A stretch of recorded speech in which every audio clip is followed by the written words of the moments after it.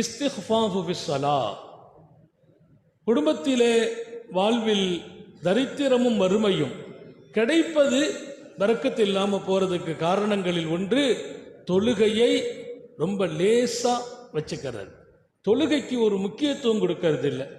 தொழுகைக்குன்னு வருவார், இன்னொரு வேலை வந்துச்சுன்னா அதுக்கு முக்கியத்துவம் கொடுத்துருவார். தொழுகை அவரிடத்தில் அலட்சியமாகும். இன்னும் ஒரு பக்கம் அதை லேசா மதிப்பார்.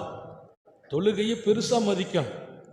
தொழுகையினுடைய மதிப்பு மகத்தானது, மிகப்பெரியது, அல்லாஹ்வுக்கு பிரியமான ஒரு வணக்கம். நீங்க மேல மலக்குமார்களை பார்த்தால் அந்த அமல்களில் தான் அல்லாஹ் அவர்களை ஈடுபடுத்தினான். மலக்குகளில் ஒரு கூட்டம் ருக்குவிலேயே நிற்கிறார்கள், ஒரு கூட்டம் நிலையில் நிற்கிறார்கள், ஒரு கூட்டம் சுஜூதிலே இருக்கிறார்கள், ஒரு கூட்டம் அத்தஹியாத்தில் இருக்கிறார்கள். எப்போது? அவர்களை படைத்த காலம் முதல்.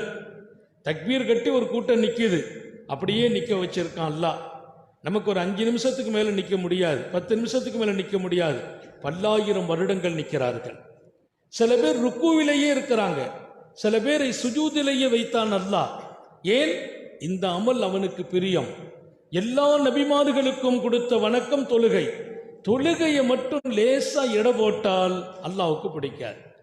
தொழுகை தானே, சுன்ன தொழுகை தானே, சரி ஜமாத்து பரவாயில்ல, அசர் விட்டுட்டுனா நம்ம போய் தனியா தொழுதுக்கிடுவோம். அந்த தொழுகையின் முக்கியத்துவம் உன் உள்ளத்தில் குறைந்தால் உன் வாழ்விலும் பொருளிலும் பரக்கத்து எடுக்கப்படும், வறுமை ஏற்படும், தரித்திரம்